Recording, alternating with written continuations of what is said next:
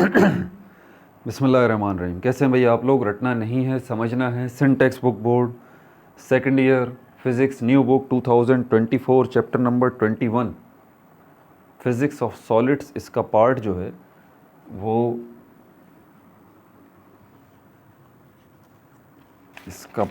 है वो हम कौन सा करने जा रहे हैं?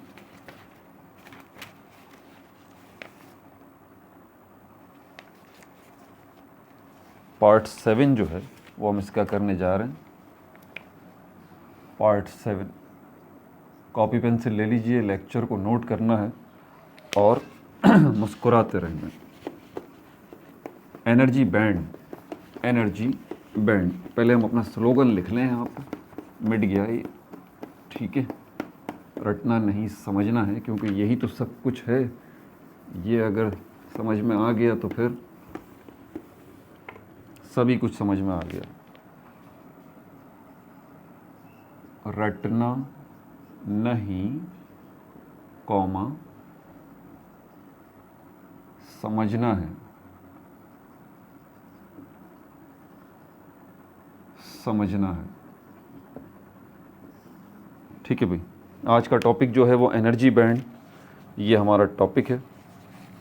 आसान नहीं है, ठीक है। इसको समझने के लिए आपको काफ़ी जो है वो मेहनत करनी पड़ेगी। Energy bands in solids, energy bands in solids. Solids में एनर्जी बैंड्स, लेकिन ये एनर्जी बैंड्स जो है वो होते क्या हैं ये अभी आपको बताता हूँ। कॉपी पेंसिल ले लीजिए, लेक्चर को नोट करना है और मुस्कुराते रहना है। पिछला पार्ट अगर नहीं देखा तो ऊपर देखें, आपको पिछला पार्ट शो हो जाएगा, ठीक है। ऊपर लिंक शो हो जाएगा और अगला पार्ट जो है वो आपको इसी वीडियो के लास्ट में इसी स्क्रीन पे मिल जाएगा। आपको हर वीडियो के अंदर यही सेटअप है। लेकिन वही बार बार बताता हूँ कि प्लेलिस्ट में जाए बगैर आपका मसला हल नहीं होगा। प्लेलिस्ट में कैसे जाएंगे? इसी स्क्रीन के नीचे देखें, लोगो नज़र आ रहा होगा आपको, रटना नहीं समझना है, उस पर क्लिक करें, पेज खुल जाएगा आपके सामने। वहाँ देखें प्लेलिस्ट का ऑप्शन होगा, उस पर क्लिक करें। प्लेलिस्ट सारी आपके सामने आ जाएंगी। 12 फिज़िक्स की प्लेलिस्ट होगी, उसमें चले जाइए। पिछले सारे चैप्टर्स, चैप्टर नंबर 15, 16, 17, 18, 19, 20 और ये 21, सारे लेक्चर्स वेल ऑर्गेनाइज्ड वे में आपको मिल जाएंगे। आपको वीडियो पे क्लिक करने की ज़रूरत नहीं है, आप स्क्रीन के ऊपर ही देखेंगे, थंबनेल पे ही देखेंगे। थंबनेल पे क्लियरली आपको चैप्टर नेम, चैप्टर नंबर और कौन सा पार्ट है और टॉपिक क्या है, आपको थंबनेल से ही पता लग जाएगा, ठीक है भाई। इसके अलावा second year chemistry complete book 13 के 13 चैप्टर्स बना के मैं अपलोड कर चुका हूँ, वो आप देख सकते हैं। आपको 12 केमिस्ट्री की प्लेलिस्ट भी नज़र आ जाएगी, पूरे के पूरे 13 चैप्टर्स कंप्लीट बुक जो है। उसमें ग्रैंड टेस्ट भी है, नॉमनक्लेचर का लगभग 2 घंटे का वो अटैम्प्ट कीजिए, ताकि नॉमनक्लेचर के ऊपर आपकी ग्रिप हो बहुत अच्छे तरीके से। उसमें मैंने सोल्यूशंस भी बताएं, सारे नॉमनक्लेचर्स एक ही वीडियो के अंदर मैंने समराइज़ कर दिए हैं, ठीक है। वो टेस्ट है। इसके अलावा 11th केमिस्ट्री भी कंप्लीट बुक में बना के अपलोड कर चुका हूँ। 11th केमिस्ट्री की प्लेलिस्ट में चले जाएं, पूरे सारे चैप्टर्स 12 के 12 चैप्टर्स जो हैं वहाँ पर आपको मिल जाएंगे, ठीक है भाई। एनर्जी बैंड्स की तरफ चलते हैं। लेकिन एनर्जी बैंड्स इन सॉलिड्स जो है, जो 3 टाइप्स के एनर्जी बैंड्स होते हैं, valence band, forbidden band and conduction band, ये तीनों टाइप्स को हम देखेंगे। इसके नोट्स भी लेंगे, लेकिन आप ज़रा अपना कॉन्सेप्ट जो है वो ज़रा क्लियर कर लें। पहले कॉन्सेप्ट ले लें, समझ जाएं, तो ही आपको मेरी बात आगे समझ में आएगी। और इससे आगे आने वाले टॉपिक जो हैं, जिसमें इंसुलेटर, कंडक्टर है, एन टाइप, पी टाइप, ये सब के सब, ये होल्स क्या होते हैं, ठीक है, ये सब कुछ आपको समझ में आएगा। पिछली वीडियो के अंदर मैंने ख़ास जो बात समझाई है वो चार्ज है। ये चार्ज होता क्या है? मैं समझता हूँ अभी तक आपने हर जगह पे अपनी एकेडमिक लाइफ के अंदर आपने ये सुना होगा कि इलेक्ट्रॉन पर नेगेटिव चार्ज होता है और प्रोटॉन पे पॉजिटिव चार्ज होता है, लेकिन आपको शायद ही कहीं ये सुनने को मिला हो कि ये चार्ज क्या होता है। ये दो अलग बातें हैं कि इलेक्ट्रॉन पे नेगेटिव चार्ज और प्रोटॉन पे पॉजिटिव चार्ज। ये तो आप मौजूदगी का बता रहे हैं चार्ज की, कि भाई ये मौजूद है, लेकिन चार्ज होता क्या है, इस क्या का जवाब है आपके पास? नहीं है। पिछली वीडियो को देखें, उसके लास्ट में जो आखिरी टॉपिक मैंने एक्सप्लेन किया उसमें चार्ज को मैंने तफसील से बताया कि चार्ज होता क्या है, एग्जाम्पल्स दे के। बहरहाल अब चलते हैं इस एनर्जी बैंड की तरफ। ये एनर्जी बैंड्स जो है वो सॉलिड्स के अंदर मौजूद होते हैं और ये होते क्या हैं। इसके लिए आपको एटम की तरफ आना पड़ेगा, एक एटम की तरफ, और उसके स्ट्रक्चर को पहले समझना पड़ेगा। एक एटम के अंदर क्या होते हैं, इलेक्ट्रॉन होते हैं, प्रोटॉन होते हैं और न्यूट्रॉन होते हैं। ठीक है, अगर सपोज़ करें कि ये सोडियम का एटम है तो इलेक्ट्रॉन कितने हैं इसके अंदर, 11, प्रोटॉन कितने हैं इसके अंदर, 11, और न्यूट्रॉन कितने हैं इसमें, 12।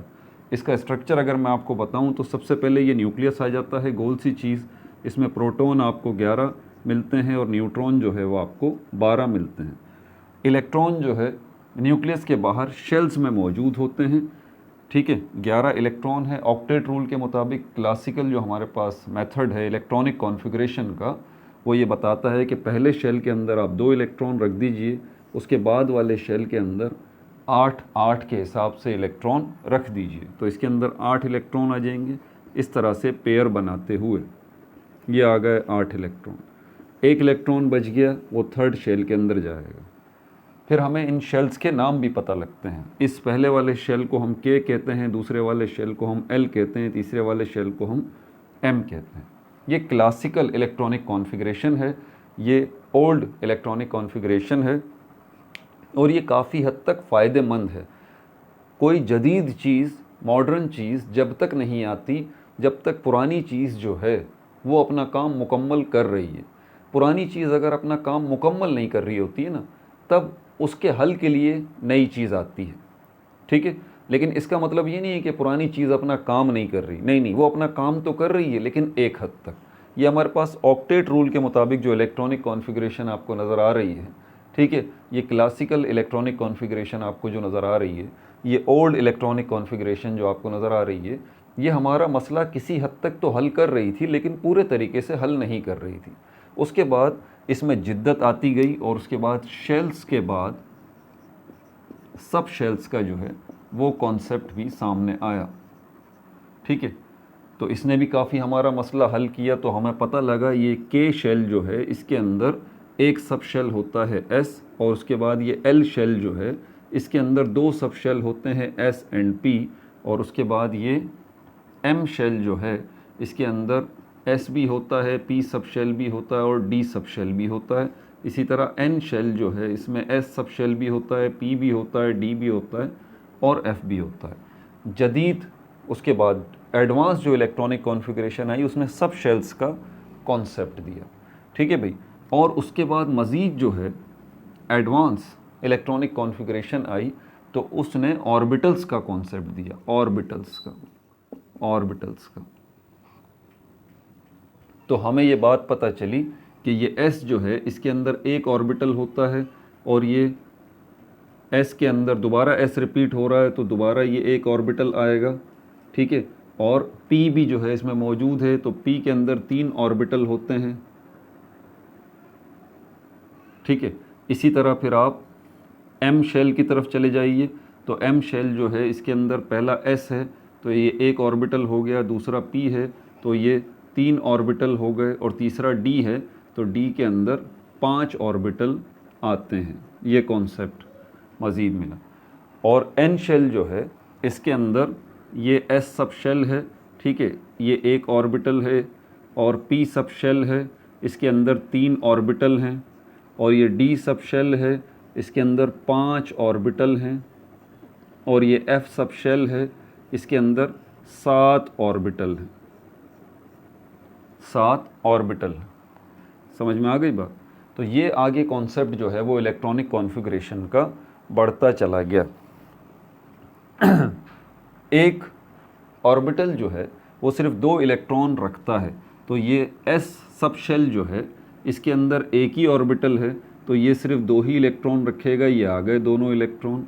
ये L शेल जो है इसमें जो S सब शेल है वो रिपीट हो रहा है तो इसमें भी 2 ही इलेक्ट्रॉन आएंगे, और ये P जो सब शेल है इसमें 3 ऑर्बिटल हैं तो इसमें टोटल 6 इलेक्ट्रॉन आएंगे। 2 ये हो गए, 2 ये हो गए, 2 ये हो गए, ये 6 इलेक्ट्रॉन हो गए, ये 2 इलेक्ट्रॉन हो गए, ये 2 इलेक्ट्रॉन हो गए। टोटल अगर आप देखें K के अंदर टोटल इलेक्ट्रॉन 2 हो गए। एल के अंदर अगर आप टोटल इलेक्ट्रॉन देखें तो 2 और 6 8 हो गए। और एम के अंदर अगर आप टोटल इलेक्ट्रॉन अब देखें तो इसमें एस सब शेल भी है, पी सब शेल भी है, डी सब शेल भी है। एस सब शेल जो है उसके अंदर एक ऑर्बिटल है तो 2 इलेक्ट्रॉन आएंगे। पी सब शेल जो है उसमें 3 इलेक्ट्रॉन है तो 2 इलेक्ट्रॉन ये रहे, 2 इलेक्ट्रॉन ये रहे, 2 इलेक्ट्रॉन ये रहे, 6 इलेक्ट्रॉन इसमें आएंगे। ठीक है। और डी सब शेल जो है इसके अंदर 5 ऑर्बिटल हैं तो इसके अंदर ये 2 इलेक्ट्रॉन, ये 2 इलेक्ट्रॉन, ये 2 इलेक्ट्रॉन, ये 2 इलेक्ट्रॉन, ये 2 इलेक्ट्रॉन। ठीक है भाई, तो ये 10 इलेक्ट्रॉन आपको डी सब शेल में नज़र आते हैं। तो टोटल अगर इलेक्ट्रॉन काउंट करें तो ये 10 और ये 6 18 और 10 और ये 6 16 और 2 18 जो है वो आपको 18 जो है इलेक्ट्रॉन टोटल आपको एम शेल में नज़र आएंगे, आपको एम शेल में नज़र आएंगे। ठीक है भाई। इसी तरह अगर आप एन शेल की तरफ जाएं तो इसमें 4 सब शेल आपको मिलते हैं, एस पी डी एफ। पहला जो एस सब शेल है ये जो है इसमें 2 इलेक्ट्रॉन आएंगे क्योंकि एक ही ऑर्बिटल है। दूसरा जो सब शेल है इसमें 3 ऑर्बिटल हैं इसलिए इसमें 6 इलेक्ट्रॉन आएंगे। तीसरा जो सब शेल है डी, इसके अंदर 5 ऑर्बिटल हैं इसलिए इसमें 10 इलेक्ट्रॉन आएंगे। और चौथा जो सब शेल है एफ, इसके अंदर 7 ऑर्बिटल हैं तो 2 2 2 2 2 2 करके इसमें 14 इलेक्ट्रॉन जो है वो आएंगे। अब अगर हम एन शेल को देखें तो इसमें टोटल इलेक्ट्रॉन कितने आएंगे, 14 और 10 ये कितने हो गए 24, 24 और 6 कितने हो गए 30 और ये 2 कितने हो गए 32 इलेक्ट्रॉन। 32 इलेक्ट्रॉन टोटल आपको एन शेल में नज़र आएंगे। समझ आ गई बात। तो ये इलेक्ट्रॉनिक कॉन्फ़िगरेशन आगे से आगे बढ़ती रही, आगे से आगे बढ़ती रही है। शेल्स से हम सब शेल्स के कॉन्सेप्ट की तरफ गए, सब शेल्स से हम ऑर्बिटल्स के कॉन्सेप्ट की तरफ गए। अब इससे एक और कॉन्सेप्ट जो हमें सामने मिलता है वो मिलता है केमिकल बॉन्डिंग का। आपको पता है चीज़ें बनती कैसे हैं। ये जो आपको मार्कर नज़र आ रहा है आप ये तो जानते हैं कि ये एटम से मिलके बना है, लेकिन आपने इसी पे गौर किया है कि ये एटम से मिलके मार्कर बना है। आपने इस पे गौर नहीं किया कि यहाँ पर जो मिलने की बात हो रही है कि एटम्स मिले हैं आपस में, तो मिलने हैं तो अलग क्यों नहीं हो जाते। चलें एटम्स के मिलने से ये मार्कर तो बन गया, अब एटम अलग हो जाएं, नहीं एटम अलग नहीं हो सकते। दो बातें यहाँ पर जहन में आती हैं कि एटम मिले क्यों, क्या ज़रूरत थी उनको मिलने की। दूसरी बात, चलो अगर मिल भी गए एटम तो अब अलग हो जाएं, अब अलग क्यों नहीं हो रहे। पहले सवाल के जवाब ये क्यों मिले हैं आपस में, क्योंकि इनको ज़रूरत है। जितने एटम्स इस मार्कर के अंदर मौजूद हैं वो इसीलिए आपस में मिले हैं क्योंकि इन सारे एटम्स को एक दूसरे की ज़रूरत है। क्या ज़रूरत है, अपना वैलेंस शेल मुकम्मल करना है इनको, अपना लास्ट शेल मुकम्मल करना है इनको।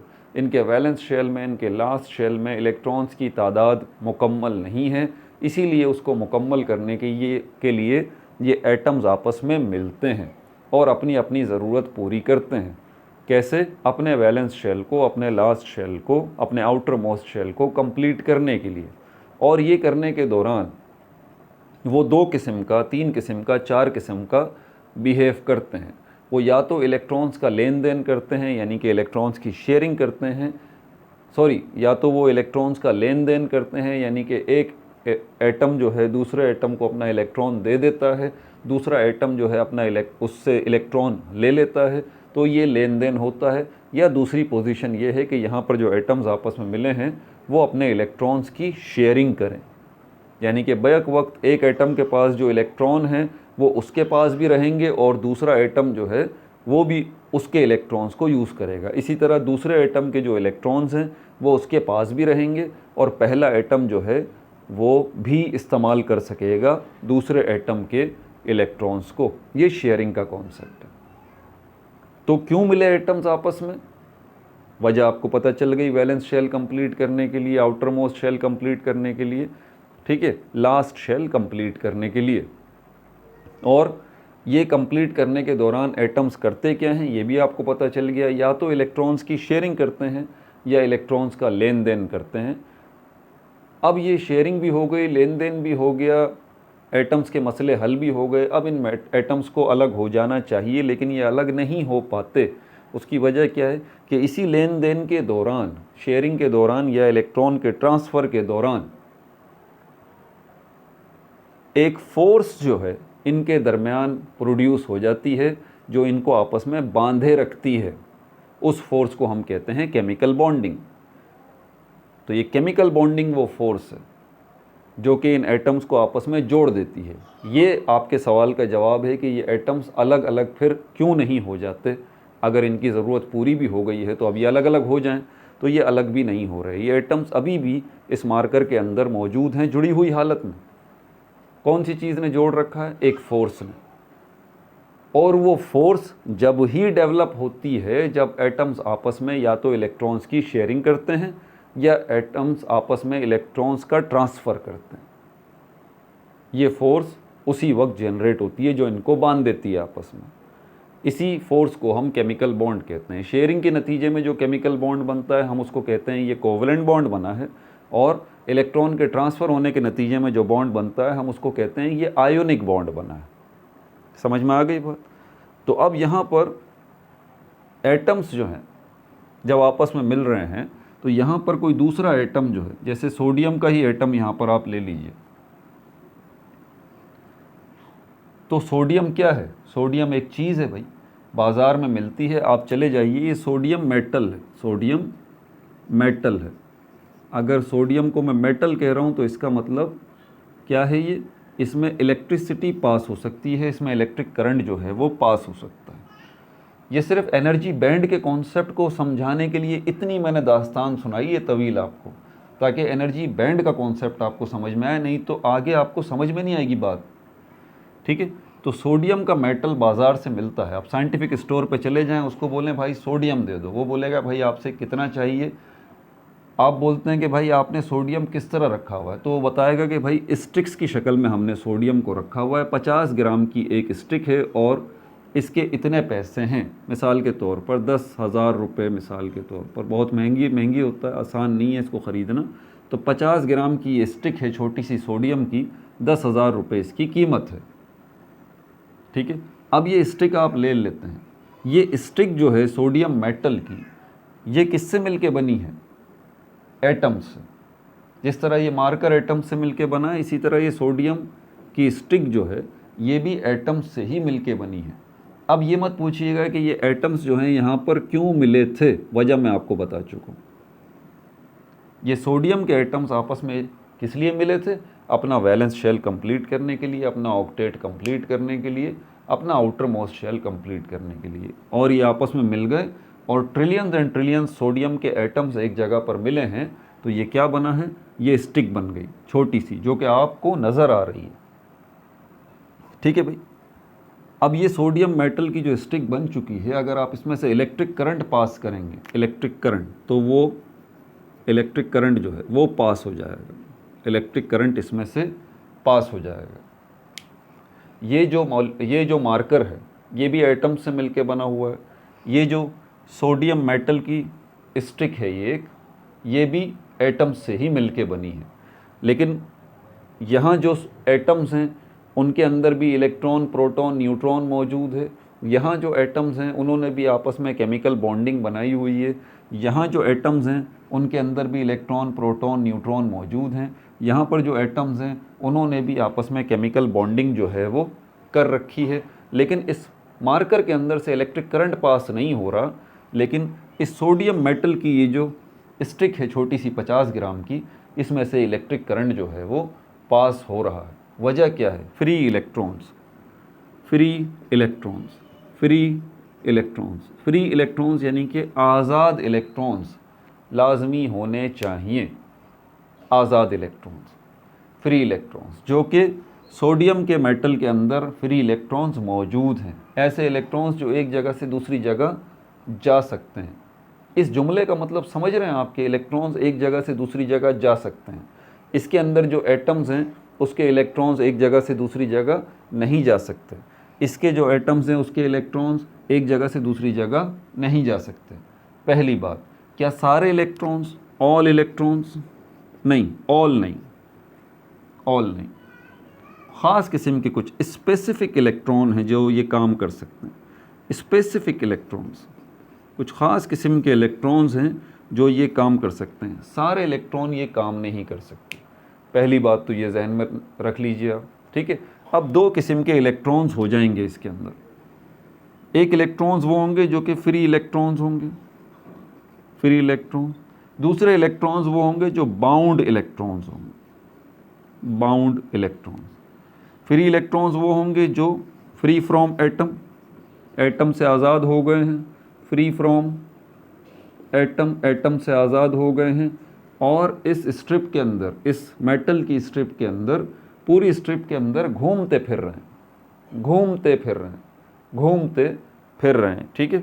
दूसरे किस्म के एटम्स इसी मेटल की स्ट्रिप के अंदर, दूसरे किस्म के इलेक्ट्रॉन्स इसी सोडियम मेटल की स्ट्रिप के अंदर जो हैं वो बाउंड इलेक्ट्रॉन्स।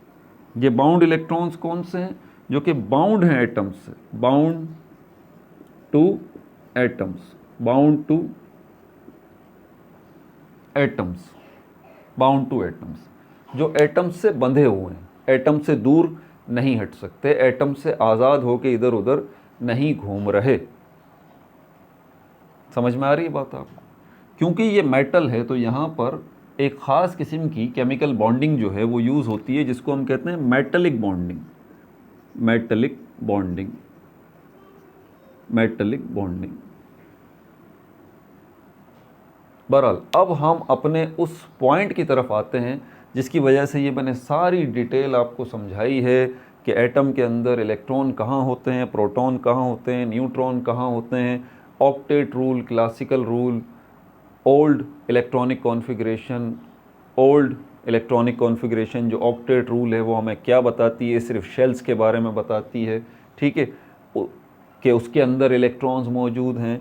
उससे एडवांस एक थ्योरी और आती है इलेक्ट्रॉनिक कॉन्फ़िगरेशन की। वो एडवांस इलेक्ट्रॉनिक कॉन्फ़िगरेशन हमें ये बताती है कि भाई सिर्फ शेल्स ही नहीं है, शेल्स के अंदर सब शेल्स भी हैं और इस तरतीब से हैं, इस तरतीब से हैं कि पहला जो शेल होगा के, उसमें एक सब शेल होगा एस, दूसरा जो शेल होगा एल, उसके अंदर दो सब शेल होंगे एस और पी, तीसरा जो शेल होगा एम, उसके अंदर तीन सब शेल होंगे एस पी डी, और चौथा जो शेल होगा एन, उसके अंदर चार सब शेल होंगे एस पी डी एफ।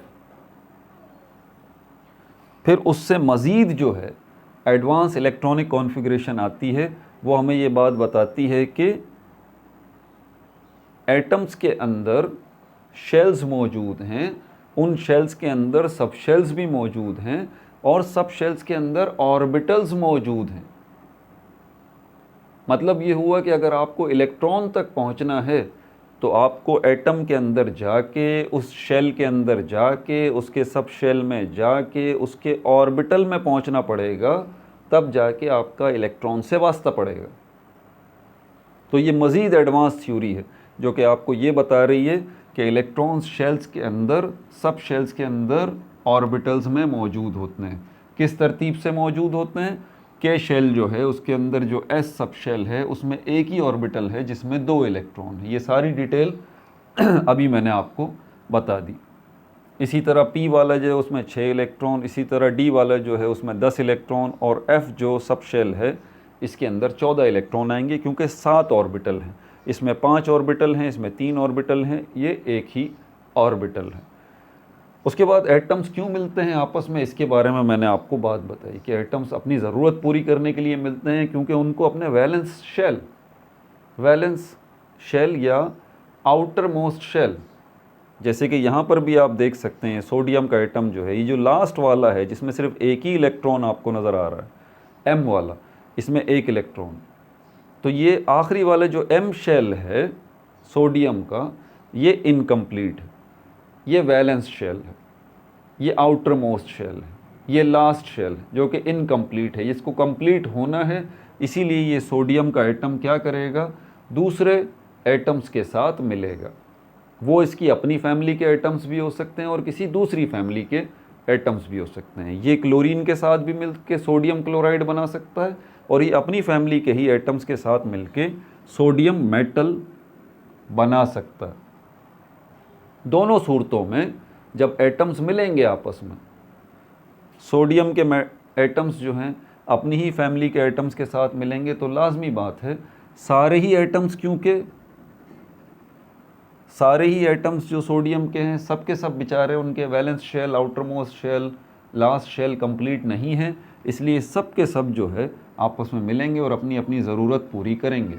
ये ज़रूरत पूरी करने के नतीजे में ज़रूरत तो पूरी हो जाएगी, ये बैलेंस तो हो जाएंगे, इनके वैलेंस शेल कंप्लीट तो हो जाएंगे, लेकिन अब ये एक दूसरे से अलग नहीं हो सकते क्योंकि ये करने के दौरान इनके दरमियान एक फ़ोर्स क्रिएट हो चुकी है, एक फ़ोर्स क्रिएट हो चुकी है जिसने इनको बांध दिया है, जिसको क्या कहा जाता है, केमिकल बॉन्ड कहा जाता है। इलेक्ट्रॉन्स अगर शेयर करते हैं ये एटम्स आपस में तो उसको हम कहते हैं कि ये कोवलेंट बॉन्ड इन्होंने बना लिया है, और अगर इलेक्ट्रॉन्स का तबादला होता है, लेन देन होता है, तो हम ये कहते हैं कि ये जो है इन्होंने आयोनिक बॉन्ड बना लिया। इसी तरह केमिकल बॉन्ड की एक और टाइप भी होती है मेटलिक बॉन्डिंग, जो ख़ास तौर पर मेटल्स से रिलेटेड होती है। ठीक है, क्यों मेटल से रिलेटेड होती है? क्योंकि मेटल्स के अंदर आपको फ्री इलेक्ट्रॉन्स मिलते हैं। इलेक्ट्रिक करंट इसीलिए इसमें से पास हो रहा है क्योंकि इसमें से जो है वो इसमें फ्री इलेक्ट्रॉन्स मौजूद हैं। लेकिन इसका मतलब ये नहीं है कि दूसरे इलेक्ट्रॉन्स मौजूद नहीं हैं, यहाँ पर भी मौजूद हैं फ्री इलेक्ट्रॉन और बाउंड इलेक्ट्रॉन। क्विक रिव्यू कर दिया है मैंने दोबारा से सारा। अब ज़रा आखिरी बात, अब इसको समझ लीजिए, अब आपको एनर्जी बैंड का कॉन्सेप्ट समझ में आ जाएगा। अब सारा का सारा मामला इस मेटल की स्ट्रिप के साथ, मैं इसको मिटा देता हूँ, मेटल की स्ट्रिप के साथ सारा का सारा मामला इस मेटल की स्ट्रिप के साथ।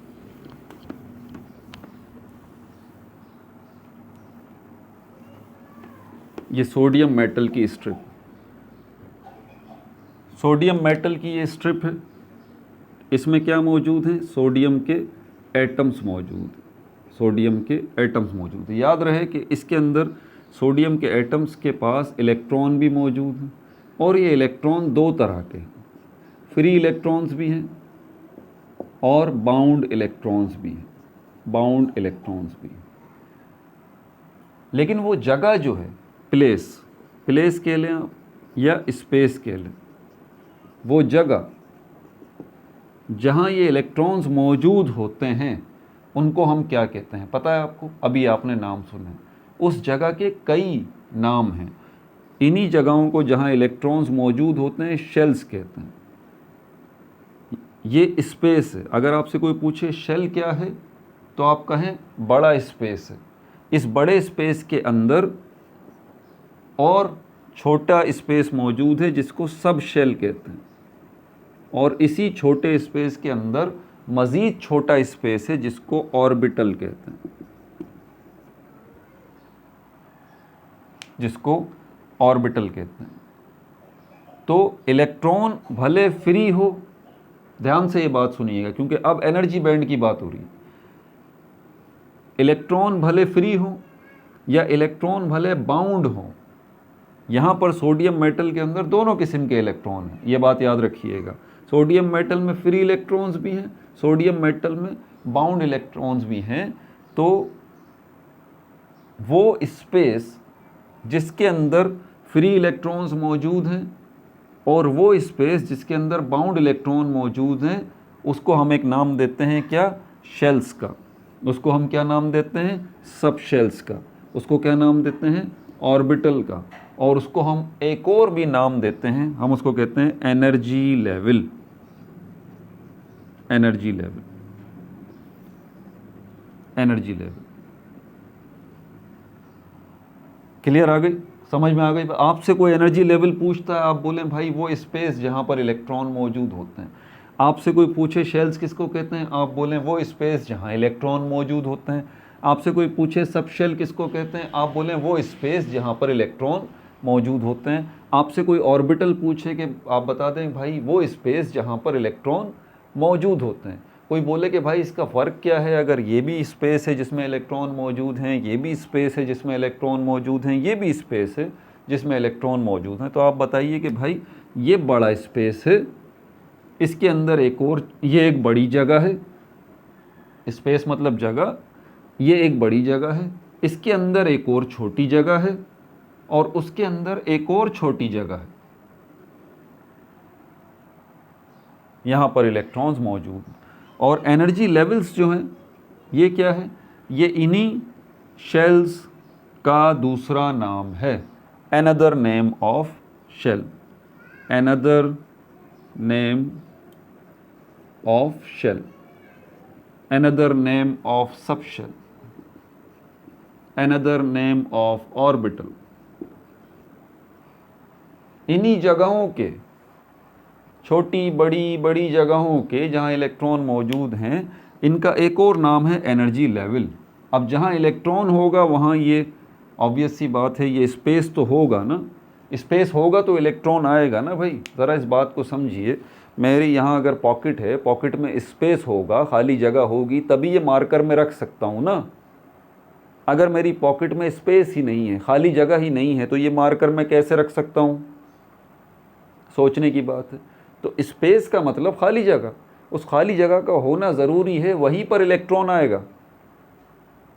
तो ये तो हो ही नहीं सकता, ये तो हो ही नहीं सकता कि इलेक्ट्रॉन चाहे फ्री हों, आज़ाद हों, या इलेक्ट्रॉन बाउंड हों, बंधे हुए हों एटम के साथ, वहाँ पर शेल्स हों ही ना, वहाँ पर सब शेल्स हों ही ना, वहाँ पर ऑर्बिटल हों ही ना, या फिर वहाँ पर एनर्जी लेवल्स हों ही ना। ये तो मुमकिन ही नहीं है, ये तो पॉसिबल ही नहीं है ना भाई, कि इलेक्ट्रॉन्स की रहने की जगह ही ना हो, कि इलेक्ट्रॉन्स के रहने की जगह ही ना हो। इलेक्ट्रॉन्स भले हरकत में हों, उनका एनर्जी लेवल उनके साथ हरकत करेगा। इलेक्ट्रॉन बाउंड हो भले एटम के साथ, उनका एनर्जी लेवल वहाँ पर मौजूद होगा, क्योंकि ये एनर्जी लेवल जगह ही तो है, स्पेस तो है जहाँ पर इलेक्ट्रॉन को रहना है, ये वो जगह का नाम है बस, सिर्फ, इससे ज़्यादा नहीं। तो साबित हुआ कि इलेक्ट्रॉन भले फ्री हालत में घूम रहे हो, या फिर इलेक्ट्रॉन जो हैं वो बाउंड हो एक ही जगह के ऊपर, उनको एनर्जी लेवल तो चाहिए, उनको शेल्स तो चाहिए, उनको सब शेल्स तो चाहिए, उनको ऑर्बिटल्स तो चाहिए। क्योंकि अगर ये जगह ही नहीं होगी, ये स्पेस ही नहीं होगा, तो इलेक्ट्रॉन कहाँ रुकेंगे? ये वो कॉन्सेप्ट है जिसको मैं आपको समझाना चाह रहा हूँ।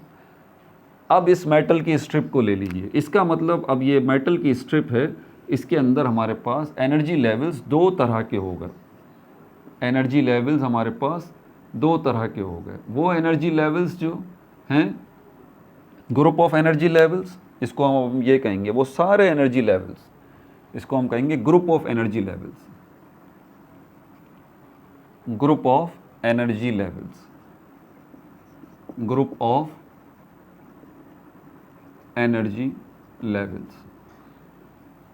तो अब इस मेटल की स्ट्रिप के अंदर जितने भी, अब देखें इस मेटल की स्ट्रिप के अंदर क्या मौजूद हैं? सोडियम के एटम्स मौजूद हैं। कितने मौजूद हैं? आप कहेंगे सर लाखों करोड़ों अरबों एटम्स मौजूद हैं। तो लाखों करोड़ों अरबों खरबों उनके अंदर इलेक्ट्रॉन्स भी होंगे, और यहाँ पर लाखों करोड़ों अरबों खरबों इलेक्ट्रॉन्स को आप दो हिस्सों में डिवाइड कर रहे हैं, फ्री इलेक्ट्रॉन्स और बाउंड इलेक्ट्रॉन्स। तो इसका मतलब ये हुआ कि इस मेटल स्ट्रिप के अंदर लाखों करोड़ों अरबों खरबों एनर्जी लेवल्स हैं। इस मेटल की स्ट्रिप के अंदर लाखों करोड़ों अरबों खरबों एनर्जी लेवल्स हैं, जिनमें इलेक्ट्रॉन्स मौजूद हैं। अब ये एनर्जी लेवल्स जो हैं दो ग्रुप्स में आपने डिवाइड कर दिए। एक ग्रुप ऑफ एनर्जी लेवल हो गया, ये दूसरा ग्रुप ऑफ एनर्जी लेवल हो गया, ग्रुप ऑफ एनर्जी लेवल। ये ग्रुप ऑफ एनर्जी लेवल जिसके अंदर बाउंड इलेक्ट्रॉन है, इस ग्रुप ऑफ एनर्जी लेवल्स को हम कहते हैं वैलेंस बैंड, वैलेंस बैंड। तो वैलेंस बैंड क्या है? ग्रुप ऑफ एनर्जी लेवल, या फिर आप इसको एक और नाम दे दें, और set of energy levels, set of energy levels in which electrons are bound to their atoms is called valence band. और ये फ्री इलेक्ट्रॉन्स की अगर हम बात करें तो group of energy levels in which electrons are free to move, this is called conduction band. This is called conduction band. This is called conduction band. तो conduction band जो है वो भी एनर्जी लेवल्स का ग्रुप है और valence band जो है वो भी एनर्जी लेवल्स का ग्रुप है. लेकिन अब आप इन दोनों किस्म के एनर्जी लेवल्स में फ़र्क देख लीजिए, ठीक है. लेकिन अगर ये वैलेंस बैंड जो है, वैलेंस बैंड जो है ये भी ग्रुप ऑफ एनर्जी लेवल्स और set of electrons in which, पूरा लिख देता हूँ, in which electrons are bound to their atoms, bound to their atoms, ठीक है. और यहाँ पर कंडक्शन बैंड को आप क्या नाम देंगे, इसकी आप बाकायदा इसकी डेफिनेशंस में इसके नोट्स बनवाऊंगा, आप टेंशन ना लें. तो आपसे कंडक्शन बैंड क्या होगा? Conduction band group of energy levels in which electrons are free to move, electrons are free to move, ठीक है सर. वैलेंस बैंड भी समझ गए हम कि ये वो एनर्जी लेवल्स का वो ग्रुप है जहाँ पर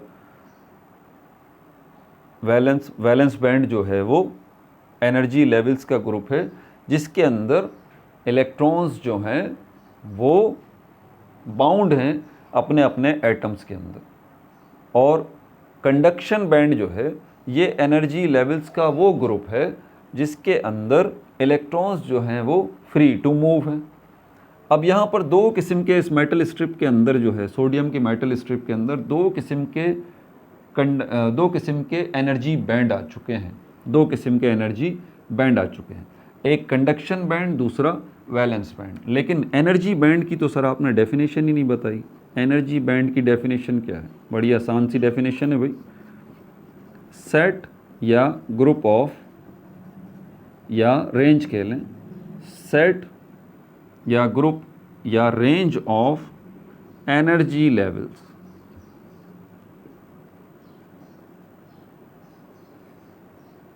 energy levels in a material, किसी मटेरियल के अंदर, जैसे कि ये भी एक मटेरियल है सोडियम की स्ट्रिप, किसी मटेरियल के अंदर जितने एनर्जी लेवल्स हैं, जितने शेल्स हैं, जितने सब शेल्स हैं, जितने ऑर्बिटल्स हैं या जितने एनर्जी लेवल्स हैं, उनका जो ग्रुप है उसको हम कहते हैं एनर्जी बैंड. अब यहाँ देखें आपके पास दो किस्म के एनर्जी लेवल्स हैं, है ना, दो किस्म के एनर्जी लेवल्स हैं इस मेटल स्ट्रिप के अंदर. वो सारे एनर्जी लेवल्स जिनके अंदर इलेक्ट्रॉन्स मौजूद हैं लेकिन बाउंड हैं अपने एटम्स के साथ. एक कैटेगरी वो हो गई एनर्जी लेवल्स की. दूसरी किस्म के एनर्जी लेवल्स इस स्ट्रिप के अंदर, वो सारे एनर्जी लेवल्स जिनके अंदर जो इलेक्ट्रॉन्स मौजूद हैं वो फ्री टू मूव हैं. तो यहाँ पर दो किस्म के अब हमारे पास एनर्जी बैंड्स हो जाते हैं इसके अंदर. एक हमारे पास एनर्जी बैंड और एक हमारे पास वैलेंस बैंड, दूसरा हमारे पास कंडक्शन बैंड. ठीक है भाई, इनके नोट्स भी अभी मैं लिखवा देता हूँ. लेकिन अभी एक चीज़ रह गई, फॉरबिडन बैंड. ये फॉरबिडन बैंड होता क्या है? अब ये भी तो रह गया है ना भाई. एनर्जी बैंड अगर दो टाइप के हैं तो ये फॉरबिडन बैंड क्या है? अगर फॉरबिडन बैंड जो है,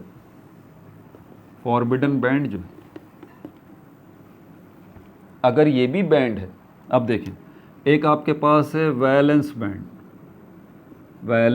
बैंड, एक आपके पास है कंडक्शन बैंड.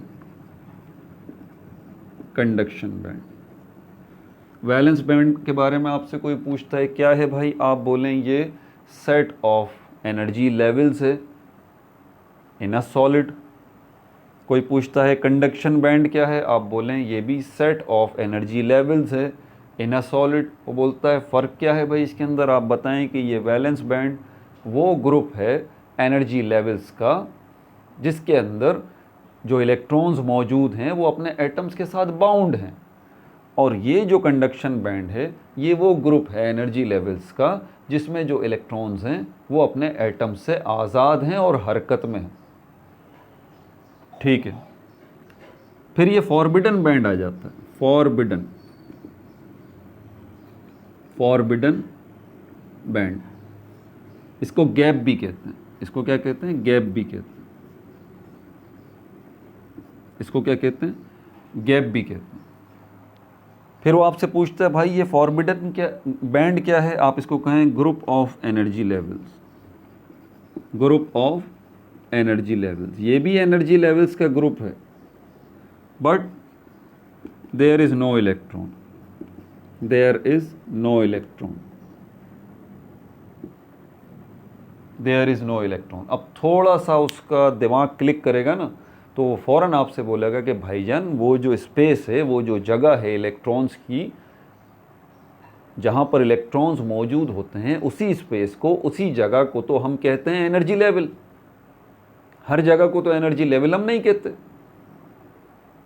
सिर्फ उस जगह को कहते हैं एनर्जी लेवल जहाँ पर इलेक्ट्रॉन्स मौजूद हों।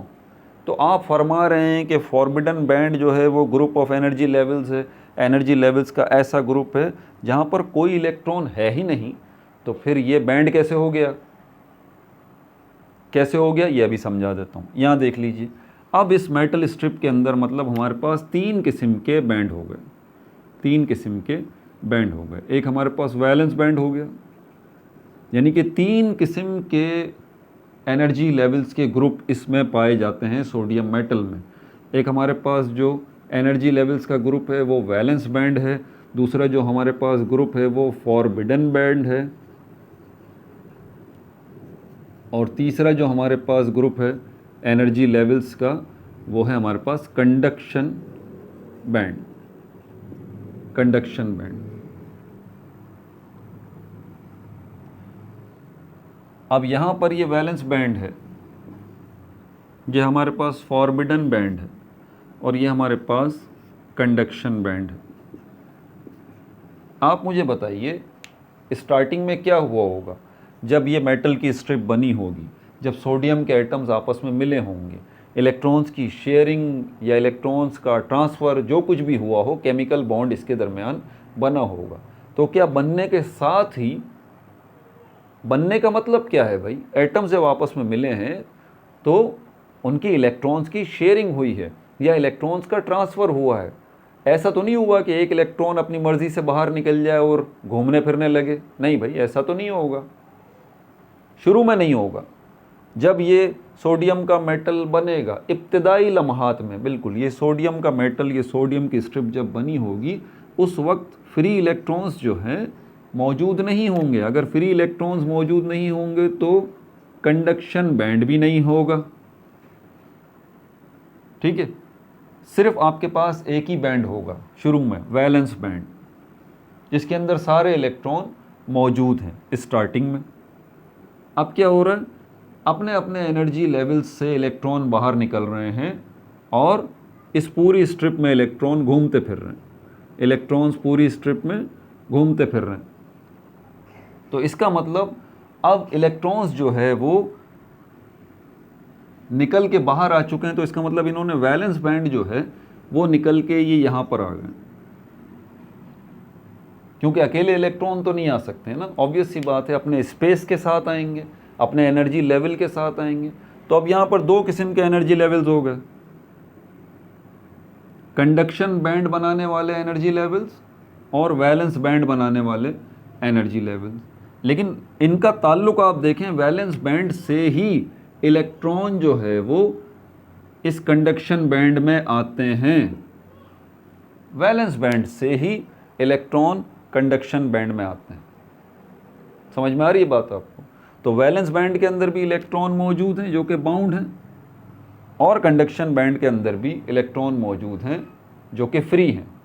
लेकिन स्टार्टिंग में क्या हुआ था, स्टार्टिंग मत भूलिएगा, स्टार्टिंग में सारे इलेक्ट्रॉन्स यहीं थे, वैलेंस बैंड के अंदर ही सारे इलेक्ट्रॉन्स यहीं थे। फिर धीरे धीरे इलेक्ट्रॉन्स निकल निकल के फुदक के बाहर इस कंडक्शन बैंड में अलग होते गए, अलग होते गए, अलग होते गए, फ्री होते गए इलेक्ट्रॉन्स, ये फ्री होते गए, और अब इनका जो ग्रुप बना इनके एनर्जी लेवल्स का, उस ग्रुप को आपने क्या नाम दिया, कंडक्शन बैंड। लेकिन इनके दरमियान एक और खाली जगह मौजूद है जिसको फॉरबिडन बैंड कहा जाता है या गैप कहा जाता है। ये गैप, अब देखें कॉमन सेंस हमारा ये कहता है ये फॉरबिडन बैंड जो है ये गैप है। अगर ये गैप बड़ा हो जाएगा, ये गैप जो है वो बड़ा हो जाएगा, ये गैप बड़ा हो गया, तो वैलेंस बैंड से कंडक्शन बैंड में इलेक्ट्रॉन्स के आने में परेशानी होगी या नहीं होगी? होगी ना। या तो इलेक्ट्रॉन्स जो है वो कंडक्शन बैंड में आ ही नहीं पाएंगे, क्योंकि कंडक्शन बैंड में आने का मतलब ये है कि ये वो एनर्जी लेवल्स हैं जिसमें इलेक्ट्रॉन फ्री टू मूव है, और इलेक्ट्रॉन्स के फ्री टू मूव का मतलब क्या है, conduction of electricity, electric current का कंडक्ट होना।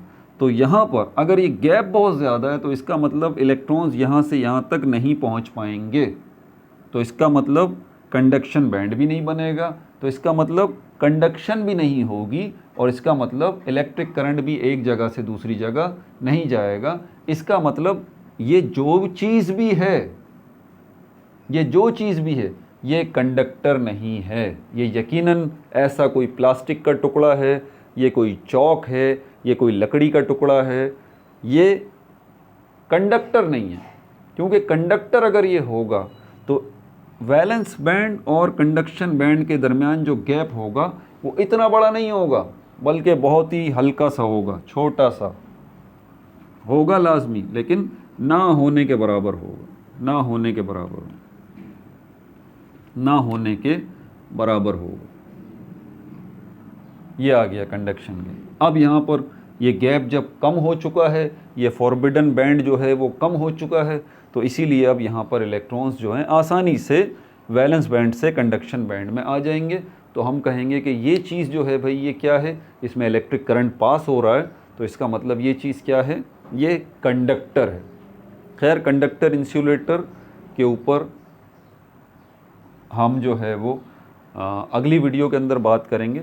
ये बात समझ में आ गई। अब ज़रा ये फॉरबिडन बैंड जो है इसकी डेफिनेशन की तरफ अगर हम आएँ तो ये भी ग्रुप ऑफ एनर्जी लेवल ही है, ग्रुप ऑफ एनर्जी लेवल्स ही है। अब यहीं पर आप फंस जाएंगे जब आप किसी को बताएंगे कि भाई ये फॉरबिडन बैंड जो है ये भी असल में ग्रुप या सेट ऑफ एनर्जी लेवल्स है, तो वो फ़ौरन आपको पकड़ लेगा।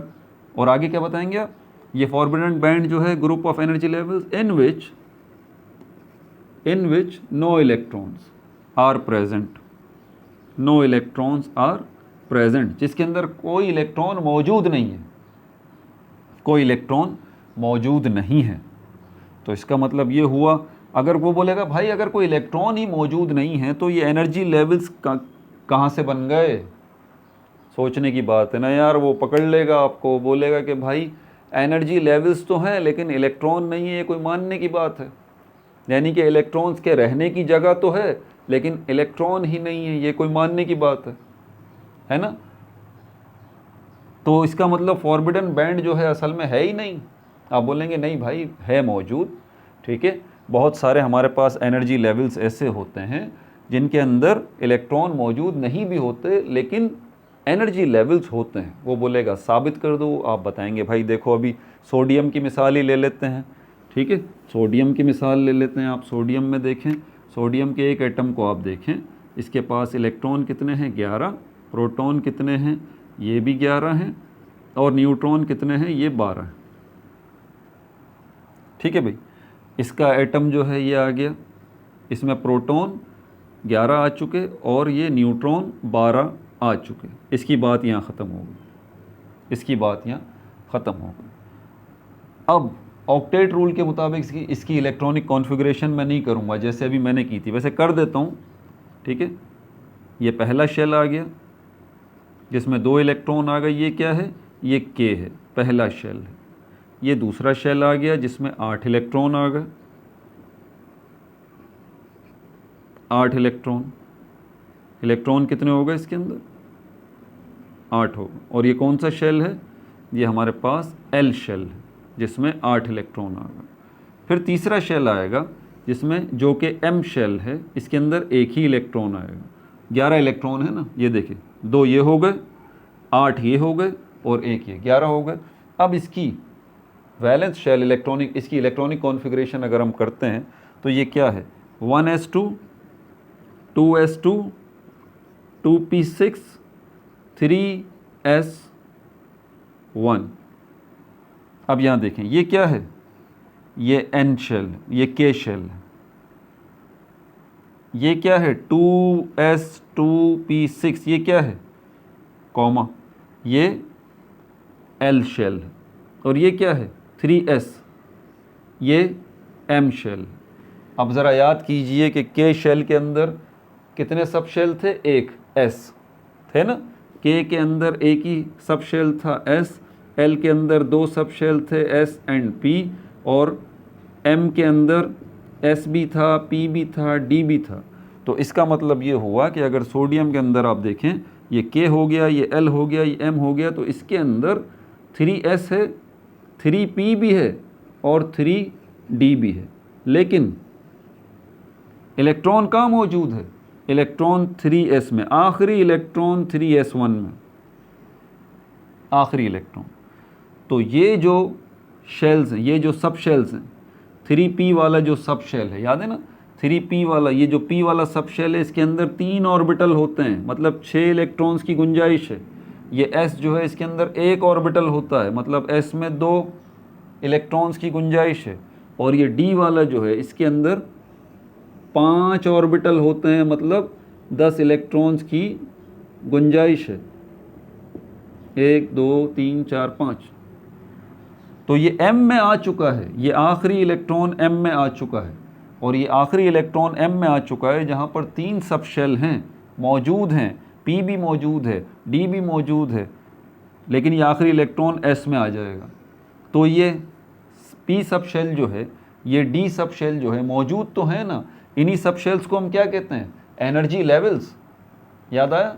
एनर्जी लेवल मैंने कहा था, सारे शेल्स को भी एनर्जी लेवल्स कहते हैं, सब शेल्स को भी और ऑर्बिटल्स को भी। तो इसके अंदर एनर्जी लेवल्स देखें, ये 3p वाला और 3d वाला एनर्जी लेवल, क्या ये खाली नहीं है? बिल्कुल खाली है ना। तो आप उसको इस तरह से समझा सकते हैं कि भाई ये देखो, ये साबित, मैंने सोडियम से साबित कर दिया कि इसके अंदर बहुत सारे एनर्जी लेवल्स ऐसे हैं जो खाली पड़े हुए हैं। एनर्जी लेवल मौजूद हैं, उनमें इलेक्ट्रॉन आ सकते हैं, और यही खाली एनर्जी लेवल्स जो हैं वो क्या बनाते हैं? ये फॉरबिडन बैंड बनाते हैं, ये फॉरबिडन बैंड बनाते हैं। ठीक है, अब ये ज़्यादा भी हो सकते हैं, कम भी हो सकते हैं। अब इसके नोट्स ले लेते हैं। ठीक है भाई, क्लियर हो गया कॉन्सेप्ट? वैलेंस बैंड जो है वो असल में होता क्या है? क्योंकि आगे आने वाले लेक्चर्स जो है ना, वो आपके डिपेंड करते हैं इस लेक्चर के ऊपर, क्या आपको एनर्जी बैंड का जो है वो कॉन्सेप्ट बिल्कुल क्लियरली समझ में आ जाए। अब इसके नोट्स की तरफ चलते हैं। Energy bands, energy bands,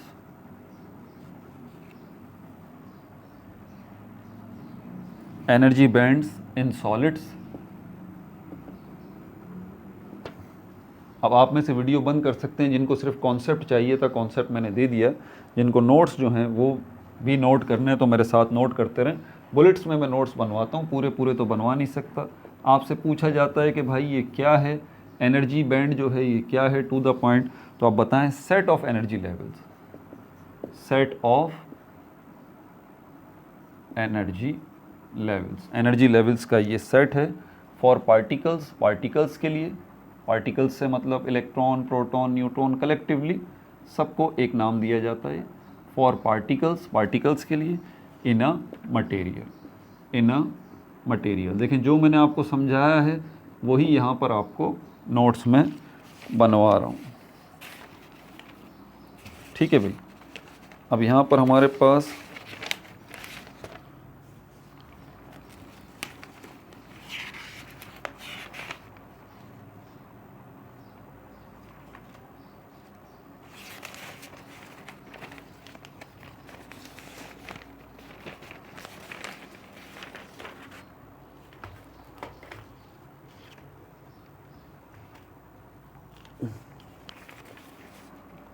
notes कहाँ चले गए, बनाए थे, हाँ ये रही। एनर्जी बैंड्स क्या है?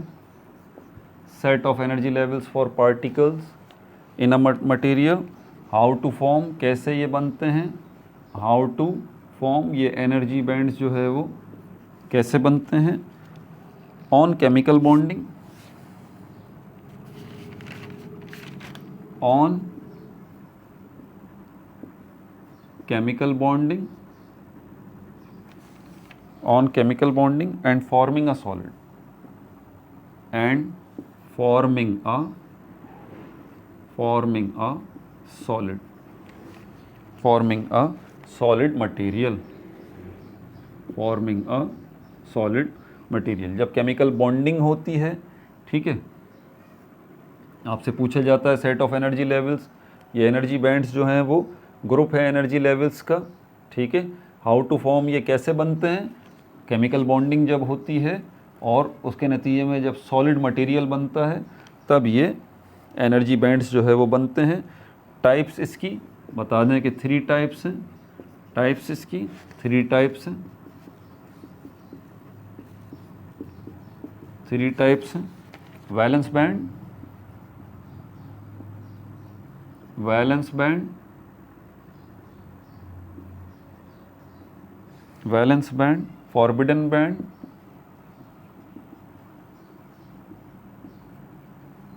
फॉरबिडन बैंड जिसको गैप भी कहते हैं, और कंडक्शन बैंड, कंडक्शन बैंड, ठीक है भाई। वैलेंस बैंड को देख लीजिए, वैलेंस बैंड को देख लीजिए पहले, क्या है भाई ये, इसको रेंज भी आप कह सकते हैं, रेंज या सेट या group of energy levels, group of energy levels, group of energy levels occupied by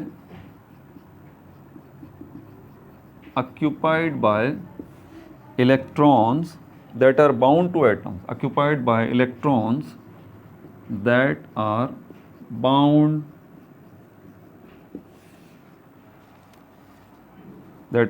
to atoms and participate, bound to atoms and participate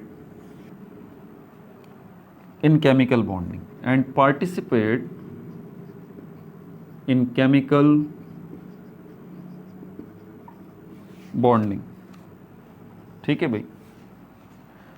ये जो बैंड है वो हाईएस्ट एनर्जी बैंड कहलाता है, हाईएस्ट एनर्जी बैंड कहलाता है।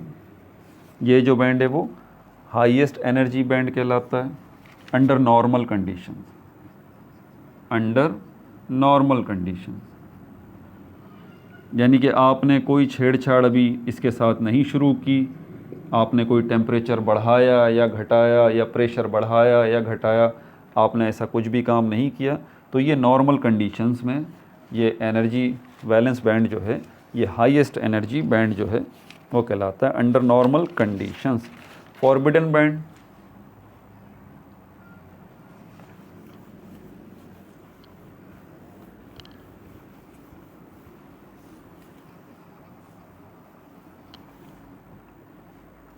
दूसरी टाइप जो है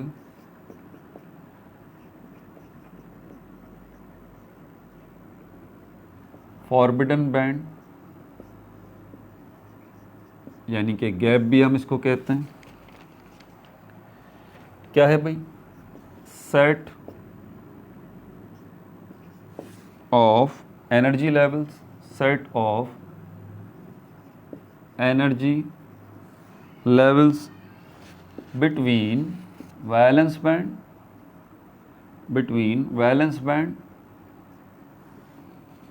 and conduction band, valence band and conduction band, valence band and conduction band, valence band and conduction band। Where no electron exist, where no electron exist.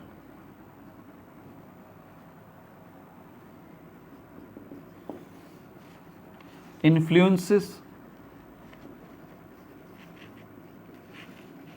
लेकिन ये forbidden band और gap ही असल में हमें बताता है कि ये चीज़ जो है, ये मटेरियल जो है, ये इंसुलेटर है, गुड कंडक्टर है, या थोड़ा कम कंडक्टर है, जिसमें हम देखते हैं ना कॉपर की वायर भी होती है, बिजली के लिए इस्तेमाल करते हैं ना, आयरन भी है, वो भी मेटल है, वो भी कंडक्टर है, गोल्ड है, वो भी कंडक्टर है। लेकिन हम कॉपर को प्रीफर क्यों करते हैं? क्योंकि कंडक्शन में भी फ़र्क आता है ना, कुछ बहुत ज़्यादा अच्छी कंडक्शन करते हैं, कुछ थोड़ी कम कंडक्शन करते हैं। तो ये सारे मामलात भी ये फॉरबिडन बैंड जो है ये तय करता है, ये बहुत ज़्यादा बड़ा गैप है या कम गैप है। ठीक है। Influences, materials, electrical properties. Influences असरअंदाज होती है, फॉरबिडन बैंड जो है वो असर डालते हैं किस चीज़ के ऊपर? Materials, materials, electrical properties, materials, electrical properties. ठीक है भाई, क्या मतलब हुआ इसका? मीन्स क्या मतलब हुआ इसका? लार्जर गैप अगर होगा, लार्जर गैप अगर होगा, लार्जर गैप अगर होगा, लेस कंडक्शन, लेस कंडक्शन, और अगर स्मॉलर गैप होगा, मोर कंडक्शन, ज़्यादा कंडक्शन होगी, ज़्यादा कंडक्शन होगी। और अगर एक्स्ट्रा लार्ज गैप होगा, एक्स्ट्रा लार्ज, एक्स्ट्रा लार्ज अगर गैप होगा, एक्स्ट्रा लार्ज अगर गैप होगा, तो क्या होगा? एक्स्ट्रा लार्ज अगर गैप होगा, no conduction, no conduction at all, no conduction at all, conduction ही नहीं होगी, नो कंडक्शन ऑफ इलेक्ट्रिसिटी। ठीक है भाई, अब कंडक्शन बैंड को देख लेते हैं।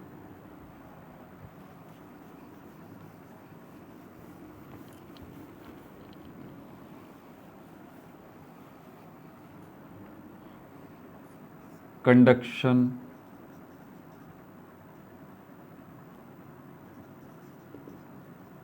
Conduction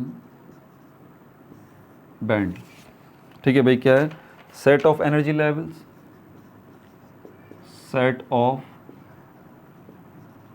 energy levels, set of energy levels where electrons, where electrons are free to move, where electrons are free to move, where electrons are free to move throughout the material, throughout the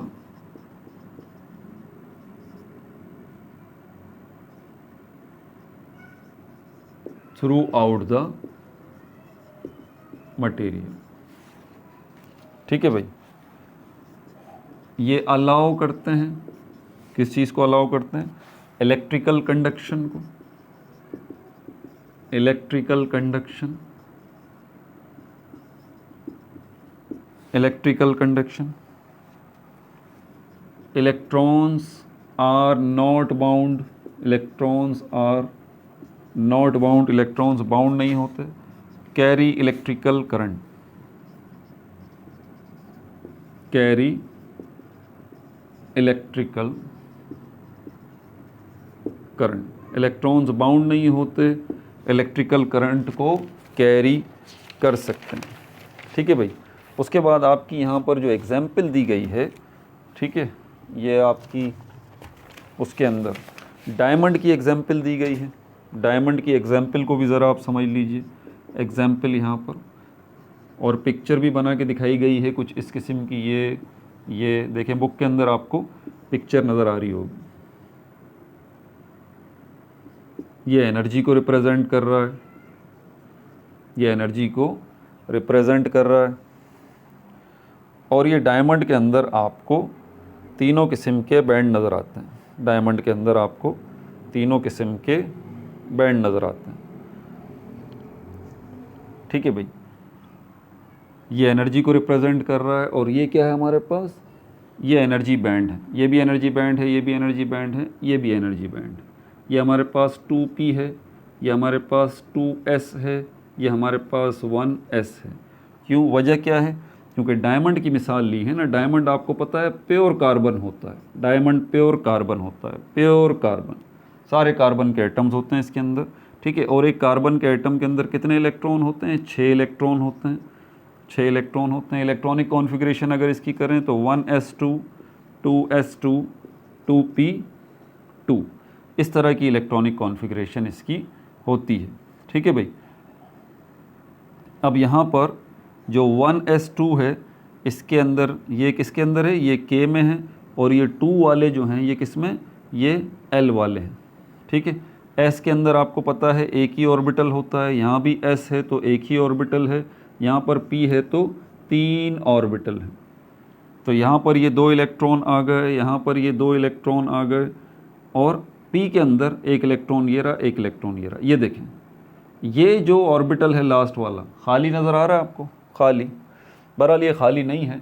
यहाँ पर मैं इतना बता दूँ, जब होता है इसके अंदर क्या होता है, इसमें केमिकल बॉन्डिंग जब होती है तो sp3 हाइब्रिडाइजेशन यहाँ पर असल में होती है।